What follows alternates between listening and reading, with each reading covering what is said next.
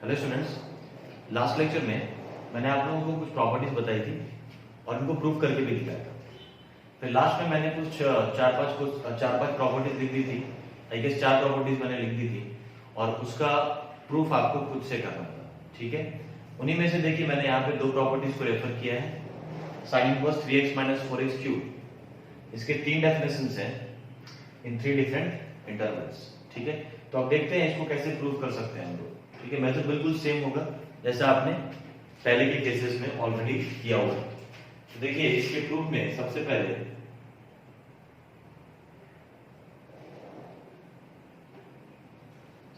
चीज क्या होता है, आप x को सब्स्टिट्यूट करते हैं और x को किसी ऐसे वैल्यू से सब्स्टिट्यूट करना होता है which makes 3x - 4x cube as sine of something. तो x को ऐसा क्या रख सकते हैं कि ये एक्सप्रेशन साइन ऑफ समथिंग के फॉर्म में दिखाई दे।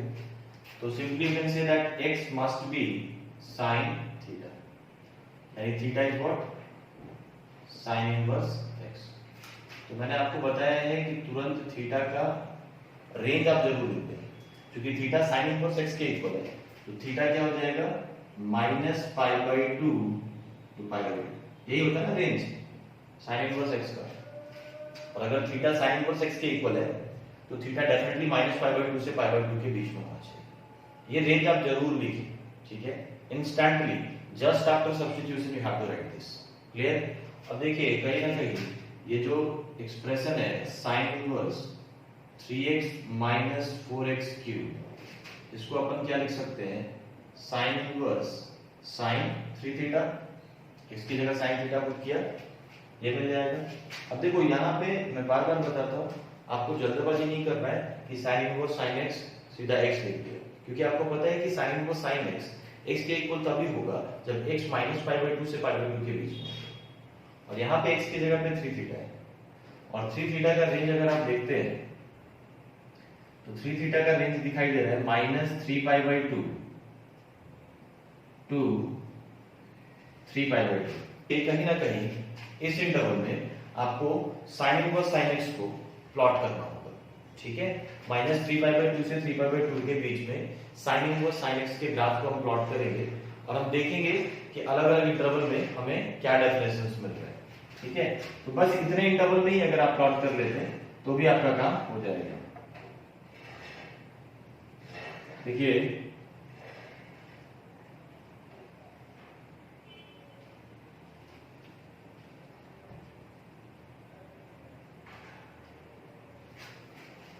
ये अपना पॉइंट हो जाएगा -3π/2, ये हो जाएगा -π/2, 0, ये हो जाएगा π/2 और ये हो जाएगा 3π/2। ठीक है, दिस इज -π, दिस इज, ये आपका ग्राफ है sin इनवर्स sin x का। अब आप देख सकते हैं कि sin इनवर्स sin x के 3 डेफिनेशंस दिखाई दे रहे हैं, फ्रॉम -3π/2 टू +3π/2, है ना। पहला डेफिनेशन दिख रहा है -3π/2 से -π/2 के बीच में। अब वो डेफिनेशन क्या है जरा देखिए, it is simply slope negative होगा क्योंकि पॉजिटिव y के साथ ऑब्ट्यूज एंगल बना रहा है, तो स्लोप अपन क्या ले लेंगे -x। x intercept magnitude wise pi के इक्वल है, तो y इंटरसेप्ट भी पाई के इक्वल होगा एंड नेगेटिव पाई होगा because the line is going to intersect negative y axis. ये डेफिनेशन आप लिख सकते हैं -x - π। देन इस डेफिनेशन को तो सिंपली आप क्या लिख सकते हैं y = x। देन इस डेफिनेशन की अगर बात करें π/2 से 3π/2 के बीच में, तो स्लोप आप वापस देख सकते हैं, it is negative and y intercept की अगर बात करें तो दिस टाइम इट इज +π। ठीक है, तो ये डेफिनेशन आपके पास आ जाता है y = -x + π। क्लियर है क्या? -x + π, slope negative, y intercept positive, है ना, y इंटरसेप्ट +π के इक्वल होगा। तो ये 3 डेफिनेशंस आपको दिख रहे हैं। तो अब क्या करना है आपको, 1 बाय 1 अलग-अलग इंटरवल्स में अब sin इनवर्स sin 3 थीटा को ब्रेक करेंगे। ध्यान रखिए x की जगह पे what we have is 3 theta. ठीक है, तो सबसे पहले तो कंडीशन ही लिख लिया करो, जैसा मैं बोलता हूं कि 3 थीटा की वैल्यू पहले हम -3π/2 से -π/2 के बीच में रखते हैं। ठीक है, -3π/2 टू -π/2। सबसे पहले मैंने 3 थीटा को इस इंटरवल में लाई कराया। तो इस इंटरवल में बाय डेफिनेशन आपको क्या मिलेगा, sin inverse sin x minus x minus पाई होता है। अब x की जगह 3 थीटा रख दें तो आपको क्या मिल जाएगा, -3 थीटा माइनस पाई। इस इंटरवल की अगर बात करें, नेक्स्ट थोड़ा स्पेस छोड़ दीजिए, आपको पता है क्यों हम स्पेस छोड़ते हैं। नेक्स्ट क्या है कि 3 थीटा अगर -π/2 से π/2 के बीच में लाई करता है, तो इस इंटरवल में sin inverse sin x simply क्या हो जाता है, x हो जाता है। x की जगह 3 थीटा है तो it simply becomes 3 theta. And then finally थोड़ा स्पेस छोड़ के ये जो थर्ड इंटरवल है π/2 to 3π/2, इस इंटरवल में sin इनवर्स sin x का डेफिनेशन क्या है, -x + π। तो ये क्या बन जाएगा, x की जगह 3 थीटा है, -3 थीटा + π। ये आपको डेफिनेशंस मिल गए इन टर्म्स ऑफ थीटा। अब इसको x के टर्म्स में आपको एक्सप्रेस करना होगा। तो थीटा की जगह पे what we can write is, theta को हम क्या लिख सकते हैं, sin inverse x minus pi, है ना। तो ये मिल गया डेफिनेशन। अब देखो यहां पर भी थीटा को x के टर्म्स में लिखना होगा। उसके लिए हम क्या करते हैं, देखिए पहले 3 से डिवाइड करेंगे, थीटा का रेंज मिल जाएगा, एंड देन उसके ऊपर साइन ऑपरेट करेंगे। तो साइन थीटा तो x के इक्वल है, तो कहीं ना कहीं x का रेंज आपको मिल जाएगा। तो चलिए ये दोनों काम हम एक साथ करते हैं, 3 से डिवाइड भी करेंगे और साइन भी ऑपरेट करेंगे, ठीक है। अच्छा, इसमें एक और चैलेंज आएगा आपके साथ। देखिए इनइक्वालिटी पे जब आप डील करते हैं तो कई बार देखा गया है कि साइन ऑफ इनइक्वालिटी चेंज करता है। मेरा सवाल है आपसे कि कब इनइक्वालिटी साइन चेंज करता है।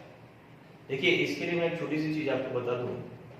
अगर कोई भी फंक्शन इंक्रीजिंग नेचर का है, अगर कोई भी फंक्शन इंक्रीजिंग नेचर का है और उस फंक्शन को अगर आपने किसी इनइक्वालिटी पे ऑपरेट किया तो साइन ऑफ इनइक्वालिटी चेंज नहीं करता है। लेकिन अगर कोई फंक्शन डिक्रीजिंग नेचर का है और उस फंक्शन को आपने किसी इनइक्वालिटी पे ऑपरेट किया तो साइन ऑफ इनइक्वालिटी चेंज कर जाता है। तो it is all about nature of monotonicity. तो जैसे यहाँ पे आप साइन ऑपरेट करते हैं, तो अब साइन एक्स का अगर मैं ग्राफ देखूं थोड़े समय के लिए, तो साइन एक्स का ग्राफ तो सर ऐसा होता है, और इसको ना तो हम इंक्रीजिंग बोल सकते हैं ना ही हम डिक्रीजिंग बोल सकते हैं। रादर इस फंक्शन को हम बोल सकते हैं that it shows intervals of monotonicity. मतलब किसी पर्टिकुलर इंटरवल में इंक्रीजिंग होगा, देन किसी नेक्स्ट इंटरवल में डिक्रीजिंग होगा। तो ऐसे फंक्शंस को अगर ऑपरेट कर रहे हैं तो उस वक्त हम कैसे डिसाइड करेंगे whether sign of inequality changes और नॉट। बहुत सिंपल बात है, मैं आपको बता दूं। देखिए भले ही ये फंक्शन मोनोटोनिक नहीं है in its entire domain, same nature नहीं है पूरे डोमेन में, लेकिन मैं इतना तो बता ही सकता हूं कि इस इंटरवल में ये जो मैंने बनाया है, आप भी बता सकते हो, कैन आई से ये -π/2 है, ये π/2 है, कैन आई से -π/2 to π/2 sin x एक इंक्रीजिंग फंक्शन होता है? Absolutely yes.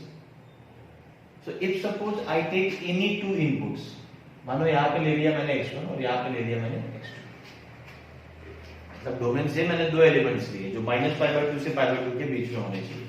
तो x1 x2 को अगर आप कंपेयर करते हो तो आप मुझे बताओ x1 x2 इन दोनों में कौन बड़ा है? तो डेफिनेटली x2 बड़ा होगा क्योंकि राइट साइड में है।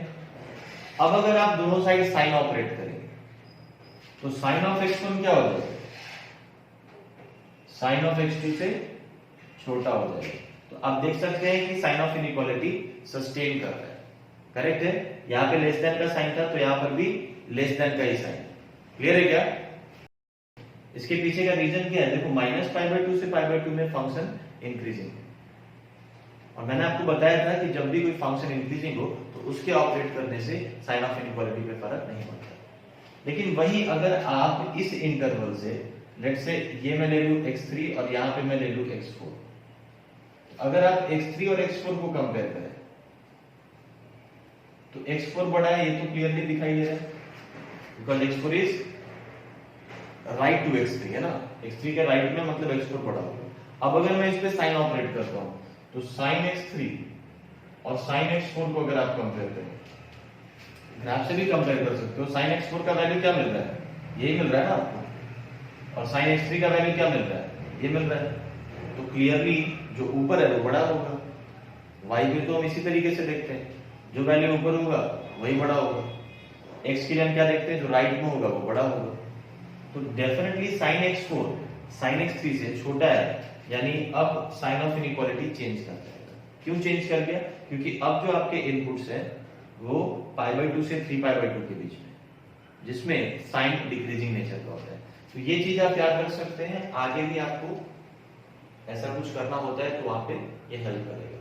ठीक है, अभी तक शायद आप सिर्फ रटते आ रहे थे, ठीक है, कि log का बेस अगर 1 से बड़ा है तो साइन ऑफ इनइक्वालिटी चेंज नहीं होता है। क्यों चेंज नहीं होता है? क्योंकि log का बेस अगर 1 से बड़ा होगा तो log x बेस a का ग्राफ इंक्रीजिंग नेचर का होगा, और बेस अगर 0 से 1 के बीच में रहा, फ्रैक्शन रहा, तो log x base a decreasing nature का ग्राफ होता है। तो वहां पे इनइक्वालिटी साइन हम चेंज करते हैं। तो आई होप अभी आपको क्लियर हो गया होगा। ठीक है, अब जरा ध्यान देंगे, यहाँ पे हम बात कर रहे थे 3 से डिवाइड करना था। 3 एक पॉजिटिव नंबर है, पॉजिटिव नंबर से डिवाइड करते हैं तो कोई फर्क नहीं पड़ता इनइक्वालिटी पे। ठीक है, तो 3 से डिवाइड भी करना और साइन भी ऑपरेट करना है। तो चलिए फटाफट करते चले। 3 से डिवाइड करेंगे इट बिकम्स -5/2, और फिर साइन ऑपरेट करेंगे तो इट बिकम्स -1। उसके बाद यहाँ पे 3 से डिवाइड करेंगे it becomes theta, and then sine operate करेंगे तो it becomes sin theta which is nothing but x। फिर यहाँ पे 3 से डिवाइड किया एंड देन साइन ऑपरेट किया, तो -π/6 पे साइन ऑपरेट करोगे, sin -π/6 विल बिकम -12। इसको हम क्या लिख सकते हैं, 3 sin इनवर्स x, और ये डेफिनेशन कब एप्लीकेबल होगा? तो चलिए 3 से डिवाइड कीजिए, -π/6, साइन ऑपरेट कीजिए, -12। 3 से डिवाइड किया, साइन ऑपरेट किया, तो ये sin थीटा x बन जाएगा, ये π/6 एंड sin π/6 इज 1/2। इसको हम क्या लिख सकते हैं, -3 sin inverse x plus pi. अब 3 से डिवाइड करो, sin π/6 क्या हो जाएगा, हाफ हो जाएगा, sin थीटा x हो जाएगा, और इसको 3 से डिवाइड करें एंड देन साइन ऑपरेट करें तो ये 1 हो जाएगा। तो आप देख सकते हैं यही रिजल्ट यहाँ पे सामने दिखाई दे रहा है। ठीक है, इस इंटरवल में ये डेफिनेशन, इस इंटरवल में ये डेफिनेशन, और इस इंटरवल में ये डेफिनेशन, वही रिजल्ट यहाँ पे आप ऑलरेडी प्रूव कर चुके हैं। क्लियर है? चलिए अब देखिए, अगर मैं ये वाली चीज समझ गए थे ना आप लोग, ये बहुत इंपॉर्टेंट है समझना। ठीक है, कब इनइक्वालिटी चेंज करना है, कब इनइक्वालिटी चेंज नहीं करना है, इसकी अगर मैं बात करूं तो चलिए बिल्कुल इसी तरीके से जैसा यहाँ पे किया है वही काम आपको यहाँ पे करना होगा। जैसे मान लेते हैं अगर मैं x की जगह पे ऐसा क्या रखूं, such that 2x square minus 1 becomes cos of something। यही देखना होगा कि x की जगह पे ऐसा क्या रखे कि 2x square minus 1 cos of something बन जाए, तो it is simply cos theta, कोई दिमाग नहीं लगाया, ऐसा यहाँ पे किया था। और इस बार थीटा की वैल्यू हम कहां से कहां तक लाई कराएंगे, 0 से पाई, क्योंकि थीटा क्या है, थीटा है साइन इनवर्स, सॉरी थीटा है cos इनवर्स x।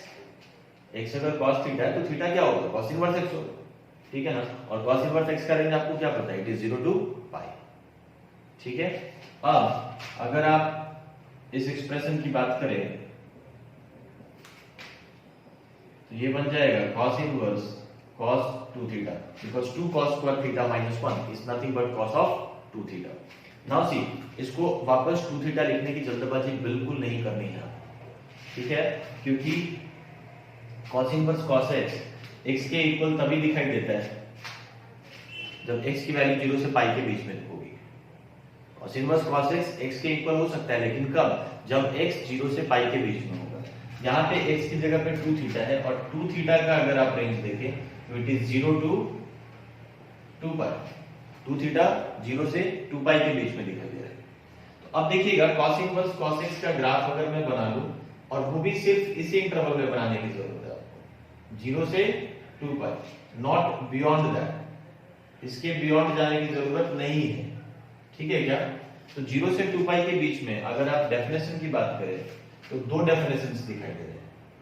एक दिख रहा है 0 से पाई के बीच में, that is nothing but y equals x, और दूसरा पाई से 2 पाई के बीच में ये डेफिनेशन क्या हो जाएगा, स्लोप नेगेटिव है और y इंटरसेप्ट प्लस 2 पाई हो जाएगा। तो ये डेफिनेशन आप लिख सकते हैं y इक्वल्स -x प्लस 2 पाई। y equals minus x plus 2 पाई। ठीक है, तो देखिए अब इन्हीं दो डेफिनेशंस के अकॉर्डिंग, क्योंकि x की जगह 2 थीटा है तो कंडीशन भी हम 2 थीटा पे लगाएंगे और डेफिनेशन भी आपको 2 थीटा के टर्म्स में ही मिलेगा। ठीक है ना, तो चलिए सबसे पहला केस हम लेते हैं जब 2 थीटा की वैल्यू 0 से पाई के बीच में लाई जाएगी, तब तो cos इनवर्स cos 2 थीटा को सीधा सीधा 2 थीटा लिख सकते हैं। समझ आ रही है बात? अगर 2 थीटा 0 से पाई के बीच में है तो डेफिनेशन क्या है cos इनवर्स cos x का, y इक्वल्स x है। ठीक है, इस इंटरवल अब x की जगह 2 थीटा है तो 2 थीटा कैरी करेंगे। उसके बाद नेक्स्ट इंटरवल की अगर मैं बात करूं तो नेक्स्ट इंटरवल क्या है, पाई से 2 पाई। अगर 2 थीटा की वैल्यू पाई से 2 पाई के बीच में दिखाई देगी तो डेफिनेशन क्या मिलेगा, -2 थीटा प्लस 2 पाई। क्लियर है क्या? अब आप वापस थीटा की जगह पे क्या रख सकते हैं, cos इनवर्स x रख सकते हैं। ठीक है ना, तो चलिए फटाफट अब थीटा को रिप्लेस करेंगे और x को वापस लेके आएंगे, तो ये बन जाता है 2 cos इनवर्स x। यहाँ पे क्या करना है, 2 से डिवाइड करना है एंड देन cos ऑपरेट करना है, क्योंकि cos थीटा ही x के इक्वल है। अब देखिए cos ऑपरेट कर रहे हैं 0 से पाई के बीच में, cos 0 से पाई के बीच में cos डिक्रीजिंग नेचर का होता है। अच्छा, यहाँ पे आपने थीटा का रेंज अगर आप देखें तो -π/2 से π/2 और इस पे साइन ऑपरेट किया तो -π/2 से π/2 साइन इंक्रीजिंग नेचर का है, इसलिए इन केसेस में इनइक्वालिटी चेंज नहीं किया। लेकिन वहीं अगर आप 0 से पाई के बीच में इस बार थीटा दिखाई दे रहा है और उस पे अगर आप cos ऑपरेट कर रहे हैं तो इनइक्वालिटी डेफिनेटली चेंज करेगा, क्योंकि cos का अगर मैं ग्राफ आपको दिखा दूं तो cos का ग्राफ कुछ ऐसा दिखाई दे रहा है। करेक्ट है ना? चलिए, तो ये 0 से पाई अगर आप स्पेशली देखें तो 0 से पाई के बीच में cos डिक्रीजिंग नेचर का है। ठीक है, यही चीज तो समझ रहे थे हम लोग थोड़ी देर पहले। ठीक है, तो cos ऑपरेट करते वक्त इनइक्वालिटी साइन आप जरूर चेंज करें। ठीक है ना, चलिए तो 2 से डिवाइड करेंगे 0/2, ये तो 2 ही रहेगा। ठीक है ना, एंड देन cos ऑपरेट करेंगे तो cos 0 1 के इक्वल होता है। ठीक है, तो 1 इधर लिख दिया। देखिए, अगर आप साइन ऑफ इनइक्वालिटी चेंज नहीं करना चाहते तो ये भी एक तरीका होता है कि आप साइन चेंज कर दीजिए, बात वही होगा। मतलब 1 आपको इधर मिल रहा है लेफ्ट साइड में, उसको राइट में लिख दो, इसको 2 से डिवाइड करो और cos ऑपरेट करो तो cos π/2 क्या हो जाएगा, 0 हो जाएगा, उसको आप इधर लिख दीजिए और इसको 2 से डिवाइड करके cos ऑपरेट करेंगे तो ये तो x ही बन जाएगा। देखिए, इनइक्वालिटी मैंने सेम ही रखा लेकिन साइड चेंज कर दिया तो ये भी सेम इफेक्ट देता है। ठीक है ना, यहाँ पे अगर बात करें, इसकी बात करोगे तो ये क्या हो जाएगा, -2 cos इनवर्स x प्लस 2 पाई।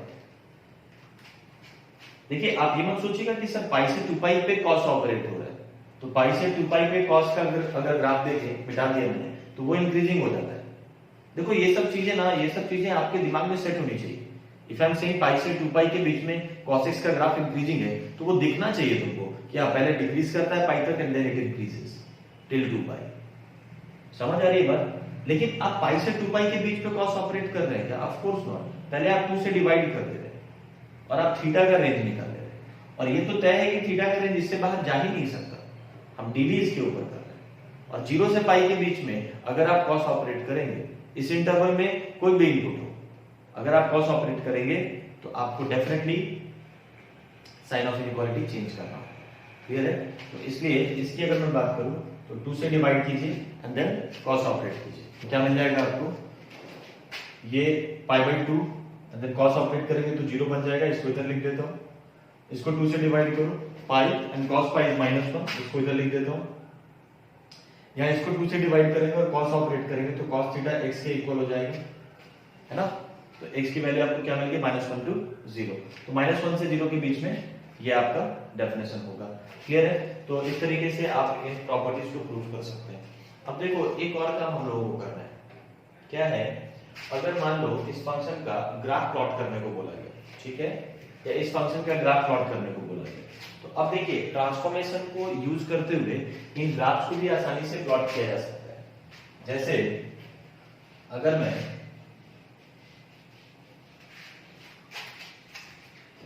इस ग्राफ को प्लॉट करने जाऊं,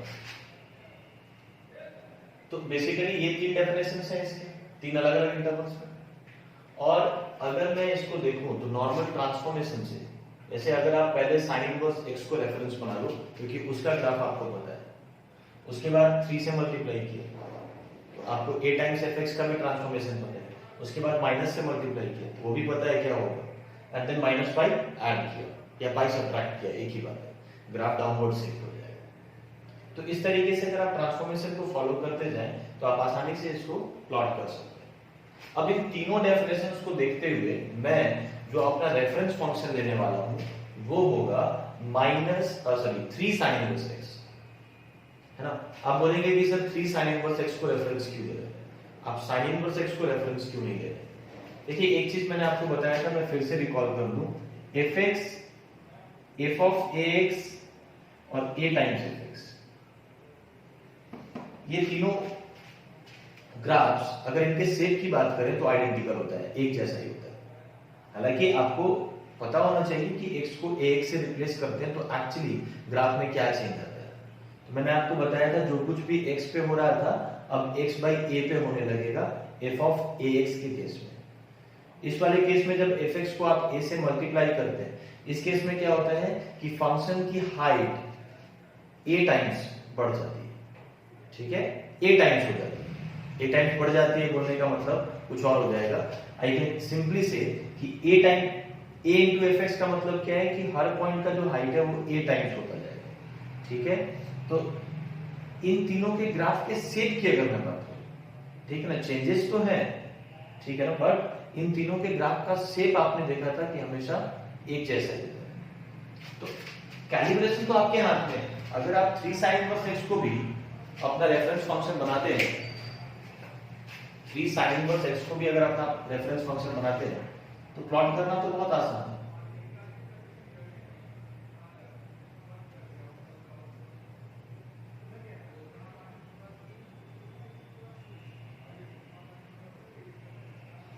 देखिए ये मैंने ग्राफ बना लिया 3 sin इनवर्स x का, ये क्या हो जाएगा सिंपली 1, क्लियर है, और ये क्या हो जाएगा -1।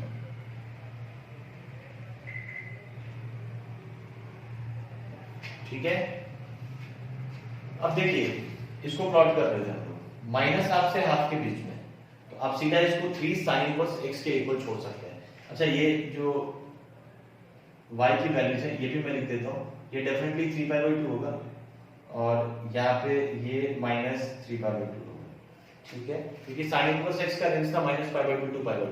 अब उसको 3 से मल्टीप्लाई कर दिया मैंने, ग्राफ किसका बनाया 3 sin इनवर्स x का, ठीक है। मैं इसी ग्राफ को मॉडिफाई कर दूंगा और हम इसके ग्राफ को प्लॉट कर लेंगे, ठीक है।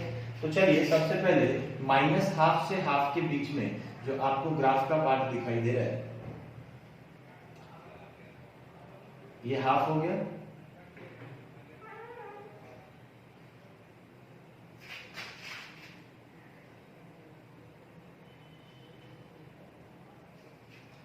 और ये माइनस हाफ हो गया। माइनस हाफ पे क्या मिल रहा है आपको वैल्यू, ये निकाल लीजिए, हाफ पे क्या मिल रहा है ये भी निकाल लीजिए, ठीक है। तो ये जो वैल्यू है हाफ पे, x की जगह हाफ रखोगे तो sin इनवर्स 1/2 π/6 हो जाएगा, 3 से मल्टीप्लाई करोगे तो इट सिंपली बिकम्स π/2। तो ये क्या हो गया भैया π/2। इसकी बात करें ये क्या हो जाएगा -π/2, ठीक है क्या, क्लियर है। अब देखिए माइनस हाफ से हाफ के बीच में तो आप इसी सेक्शन को कंसीडर करेंगे क्योंकि माइनस हाफ से हाफ के बीच में आपका फंक्शन कैसा है 3 sin इनवर्स x की तरह। लेकिन अगर मैं हाफ से 1 की बात करूं, हाफ से 1 के बीच में ग्राफ का कौन सा सेक्शन दिख रहा है, ये वाला दिख रहा है। अब इसके साथ क्या होने वाला है देखो, 3 sin इनवर्स x को पहले तो माइनस से मल्टीप्लाई करना है। अब किसी भी फंक्शन को माइनस से आप मल्टीप्लाई करते हैं तो उसका मिरर इमेज आपको मिलता है x एक्सिस के ऊपर, ठीक है।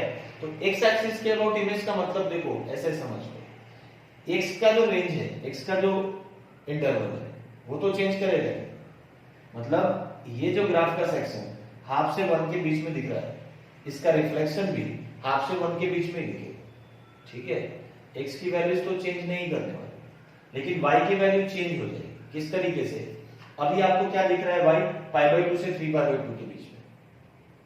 रिफ्लेक्शन के बाद कैसा दिखाई देगा? -3π/2 से -π/2 के बीच में। देखिए मैं प्लॉट नहीं कर रहा हूं, मैं रफली आपको बता रहा हूं कैसा दिखाई देगा। इसका इमेज अगर आप लेंगे या रिफ्लेक्शन लेंगे तो you will get something like this. इसका रिफ्लेक्शन ऐसा ही मिलेगा। क्लियर है? लेकिन देखिए यहां पे ध्यान देना है कि माइनस से मल्टीप्लाई करने के बाद वापस पाई ऐड करना है आपको, तो इस इंटरवल को पाई यूनिट ऊपर लेके जाना पड़ेगा। तो -3π/2 से -π/2, इसको अगर मैं पाई यूनिट ऊपर शिफ्ट करूं तो ये इंटरवल कहां दिखाई देने लगेगा? -π/2 to π/2, इसी इंटरवल में आ जाएगा।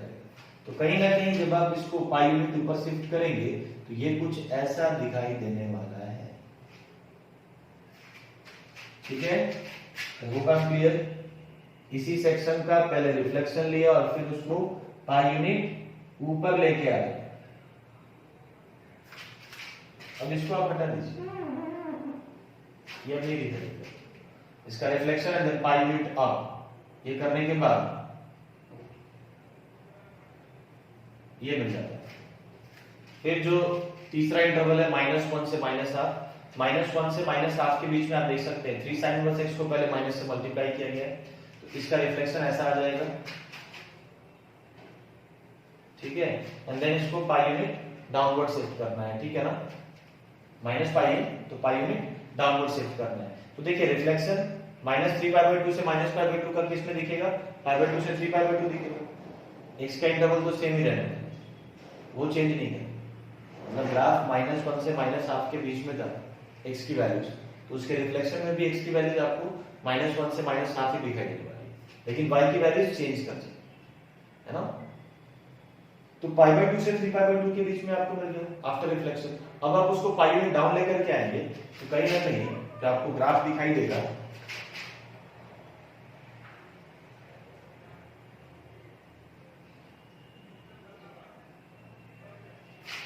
ये सेक्शन आपको दिखाई। ठीक है क्या?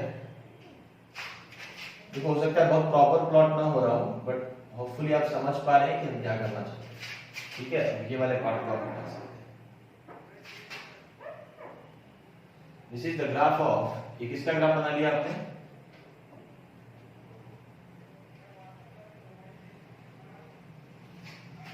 ये आपने ग्राफ बना लिया sin inverse 3x minus 4x cube का।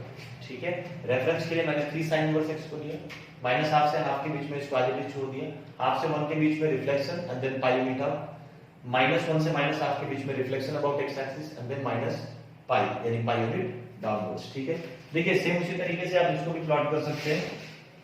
इस बार आपको रेफरेंस किसको लेना होगा? इस बार आप रेफरेंस ले सकते हैं 2 cos इनवर्स x को। ठीक है, तो y equals 2 cos inverse x का ग्राफ अगर हम बना लें, कैसा ग्राफ होगा?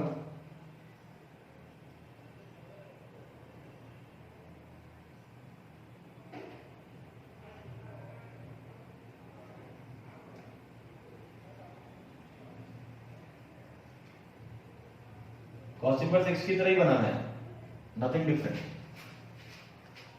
ऐसा cos इनवर्स x का ग्राफ होगा, वैसा ही 2 cos इनवर्स x का ग्राफ होगा, बट cos इनवर्स 0 से पाई दिखाई देता है, 2 cos इनवर्स x डेफिनेटली 0 से 2 पाई के बीच में दिखाई देता है। कैलकुलेशन आपके हाथ में है, आप अपने अकॉर्डिंग उसको चेंज कर सकते हैं। ठीक है, ये पॉइंट हो जाएगा -1। क्लियर है क्या? ये ग्राफ हो गया। अब देखो कैसा है, -0 से 1 के बीच में तो आपको इसी सेक्शन को लेना है, क्योंकि 0 से 1 के बीच में इसका डेफिनेशन सिंपली क्या है? 2 cos इनवर्स x। लेकिन अगर हम बात करें -1 से 0 के बीच में, तो पहले रिफ्लेक्शन लेना है आपको, क्योंकि माइनस से मल्टीप्लाई किया है and then 2 pi unit up करना है।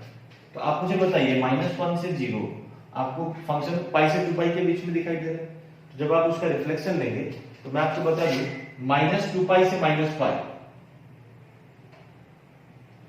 इस इंटरवल में आपको ग्राफ दिखेगा। अगर आप पाई से 2 पाई 2 cos इनवर्स x की वैल्यूज को ऑब्जर्व कर रहे हैं, तो उसका रिफ्लेक्शन डेफिनेटली -2 पाई से -पाई, एंड देन उसको 2 पाई यूनिट अप लेकर के जाओगे। देखिए वैसे मैं रिफ्लेक्शन दिखा दूं आपको, ऐसा कुछ दिखाई देगा।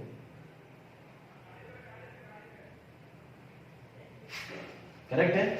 इस पार्ट का जो रिफ्लेक्शन है, और अच्छे से ट्राई करते हैं, ऐसा कुछ दिखाई देगा, है ना। And then you have to shift this graph 2 pi units upward. तो फाइनली जो आपको ग्राफ दिखाई देगा -2 पाई से -पाई, 2 पाई यूनिट ऊपर जाएगा, तो 0 से पाई के बीच में दिखाई देगा आपको, और ग्राफ कैसा हो जाएगा, ऐसा। इसको आप हटा सकते हैं। So this is graph of cos inverse 2x² - 1। देखिए ग्राफ्स मैं क्यों बता रहा हूं आपको, अभी हम लोगों ने फंक्शंस पढ़ा है और फिर सीधा हम आइडियल पे बात कर रहे हैं। आगे चल के जब हम कॉन्टिन्यूटी, डिफरेंशिएबिलिटी, इन टॉपिक्स की बात करेंगे, ठीक है, तो ग्राफ की मदद से बहुत आसानी से आप बहुत सारे इंफॉर्मेशन एक्सट्रैक्ट कर सकते हैं। जैसे आप बता सकते हैं कि फंक्शन कहां पे इंक्रीज कर रहा है, कहां पे डिक्रीज कर रहा है, इस फंक्शन का मैक्सिमा क्या होगा, मैक्सिमम क्या होगा, इस फंक्शन का मिनिमम क्या होगा, क्या ये फंक्शन पीरियोडिक है ना। अगर पैटर्न रिपीट हो रहा है तो पीरियोडिक होगा। इवन ऑड है, जैसे ये फंक्शन इवन होगा, you can say that because it is symmetrical about y axis। So many information can be extracted from graph of any given function. Clear है क्या? तो इस तरीके से आपके पास प्रॉपर्टी का प्रूफ भी आ गया और उसका ग्राफ भी हमने बना लिया, ठीक है। ओके, तो देखिए ये लास्ट की कुछ प्रॉपर्टीज है, मैंने बोर्ड पे लिस्ट कर दिया है, इसको आप लोग देख लेंगे, ठीक है। एक बार मैं रीड आउट कर देता हूँ। पहला लिखा है tan inverse x plus tan inverse y. It is tan inverse x plus y upon 1 minus xy when xy is less than 1. xy अगर 1 से छोटा होगा तब आप ये फार्मूला यूज कर सकते हैं, क्योंकि आप देख सकते हैं तीन डेफिनेशन है अपने पास। सेकेंडली x पॉजिटिव है, y पॉजिटिव है और xy 1 से बड़ा है, उस केस में क्या हो जाएगा, pi plus tan inverse this, ठीक है। Then x negative, y negative and xy greater than 1, उसके लिए क्या हो जाएगा, minus pi plus tan inverse this x plus y upon 1 minus xy। देखो इसको भी हम लोग प्रूव तो कर सकते हैं, बट इसके प्रूविंग में मैं नहीं जाऊंगा। बहुत कुछ ही ऐसी बातें हैं जहां पे मैं आपको बोलता हूं कि उस रिजल्ट को याद कर लीजिए, क्योंकि इसको डिराइव करना उतना वर्थफुल नहीं होगा, ठीक है, काफी लेंथी भी है। तो इट इज बेटर कि आप सिर्फ ये फॉर्मूला आप इसको लर्न कर लीजिए, ये प्रॉपर्टी को लर्न कर लीजिए। अब देखिए ये इसी से आप फाइंड आउट कर सकते हैं, कैसे, y की जगह -y पुट कर दो, तो tan इनवर्स -y क्या हो जाएगा, माइनस tan इनवर्स y हो जाएगा, वही तो दिखाई दे रहा है LHS में। तो RHS में भी यही काम करना है, y की जगह पे -y पुट करते जाना है। तो ये क्या बन जाएगा, x -y upon 1 plus xy। तो देखिए हर जगह पे x -y upon 1 plus xy इस तरह का एक्सप्रेशन दिखाई दे रहा है। और कंडीशन की बात करें तो कंडीशन में भी y को -y से रिप्लेस करते जाओगे। तो जैसे मान लो अगर इस कंडीशन में मैंने y की जगह -y रख दिया, अब इसको माइनस साइन से मल्टीप्लाई करेंगे, -1 से मल्टीप्लाई करेंगे, तो ये xy बन जाएगा, साइन ऑफ इनइक्वालिटी चेंज कर जाएगा और RHS में क्या बन जाएगा, -1। तो वही कंडीशन यहाँ पे लिखा है, देखो क्लियर है क्या। उसके बाद इसकी बात करें तो x पॉजिटिव है, वो अभी भी पॉजिटिव रहेगा क्योंकि x को रिप्लेस नहीं किया है, x को तो एज इट इज ही छोड़ दिया, y की जगह पे -y पुट किया हमने। तो देखो y पॉजिटिव है, अब y को -y कर दो, तो -y पॉजिटिव का मतलब क्या है, y is negative, sorry y is negative, ठीक है। अगेन ये कंडीशन यहाँ पे y को -y से रिप्लेस करो, ये कंडीशन भी आपको मिल जाएगा, ठीक है। And then simply third condition भी आप देख सकते हैं, x नेगेटिव था, x नेगेटिव ही रहेगा, y नेगेटिव था but now y is replaced by -y, तो -y नेगेटिव का मतलब क्या है, y डेफिनेटली पॉजिटिव हो जाएगा। एंड देन इस रिलेशन को वापस y की जगह -y रखिए, -1 से मल्टीप्लाई कीजिए, तो आपको यही मिलने वाला है, xy लेस देन -y। तो अगर ये प्रॉपर्टी आप याद रखते हैं तो ये आसानी से निकाल सकते हैं। देन ये प्रॉपर्टी है, देखो इनके भी कई सारे डेफिनेशंस पॉसिबल है, लेकिन मैंने इसके बाद जितने भी प्रॉपर्टीज मैंने लिखी है उनका मैंने सिंगल डेफिनेशन आपको दिया है। सारे केसेस में आप देख सकते हैं एक एक डेफिनेशन ही मैंने आपको दिया। इसके और भी डेफिनेशंस पॉसिबल है, लेकिन आपको सिर्फ यही याद रखना है, क्योंकि आपसे जब भी ऐसा कुछ पूछा जाएगा, कभी जरूरत पड़ी इस प्रॉपर्टी को अप्लाई करने की, तो डेफिनेटली ये कंडीशन का ध्यान रखा जाएगा। क्वेश्चन सेटर ऑलरेडी x को, y को, z को पॉजिटिव ही देगा, ठीक है। And xy plus yz plus zx must be less than 1, तब आप ये फॉर्मूला अप्लाई कर सकते हैं।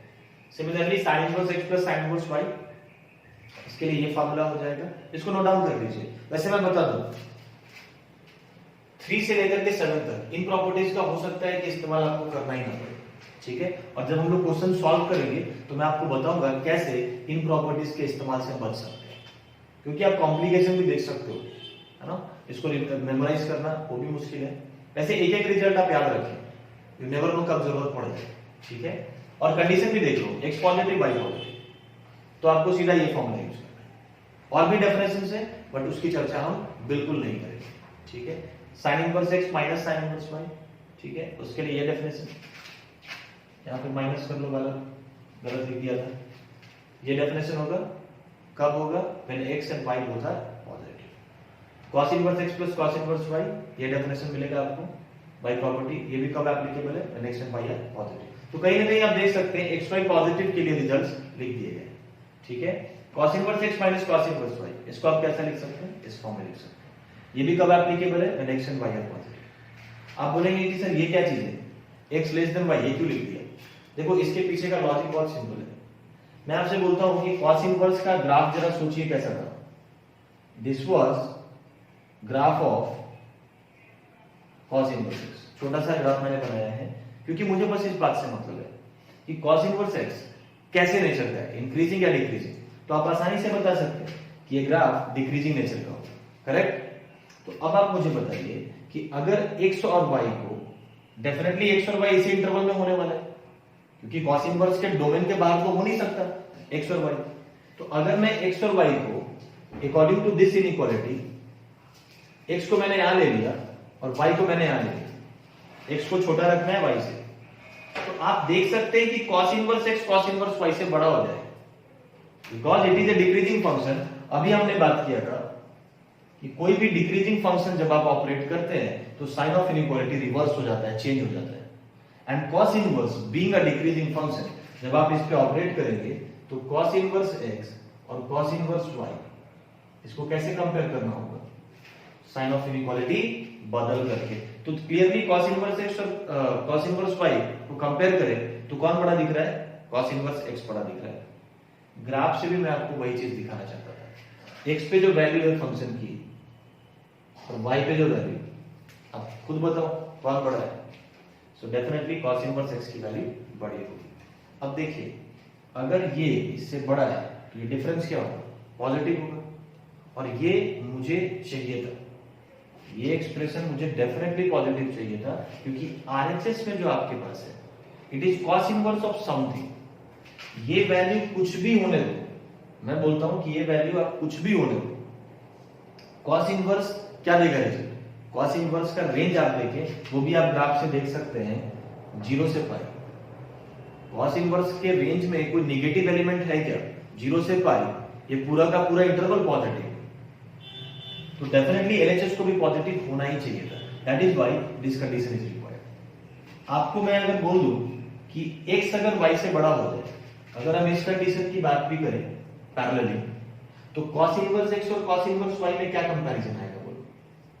Being a decreasing function sine of inequality will change. अब जब cos inverse x cos inverse y से छोटा हो गया तो ये डिफरेंस पक्का नेगेटिव हो जाएगा। ये छोटा हो गया, ये बड़ा है, तो छोटे से बड़ा सब्ट्रैक्ट करोगे तो नेगेटिव ही मिलेगा। Now LHS becomes negative, RHS negative हो ही नहीं सकता है, यानी ये कंडीशन तो होल्ड नहीं करेगा उस केस में। इसलिए यहाँ पे x और y को पॉजिटिव होने के साथ साथ ये कंडीशन भी रिक्वायर्ड है, ठीक है। तो एनीवेज समझ में आ गई बात तो बहुत अच्छा है, नहीं समझ में आया तो इन प्रॉपर्टीज को मैं सिंपली इतना ही बोलूंगा कि आप याद रखिए, ठीक है। तो आज के लेक्चर में इतना ही रखते हैं। अगले लेक्चर में आपको ITF पे मैं एक क्वेश्चन का डिस्कशन लेक्चर रखूंगा, ठीक है ना। कुछ अच्छे क्वेश्चंस लेंगे और उसको हम लोग डिस्कस करेंगे, ठीक है ना।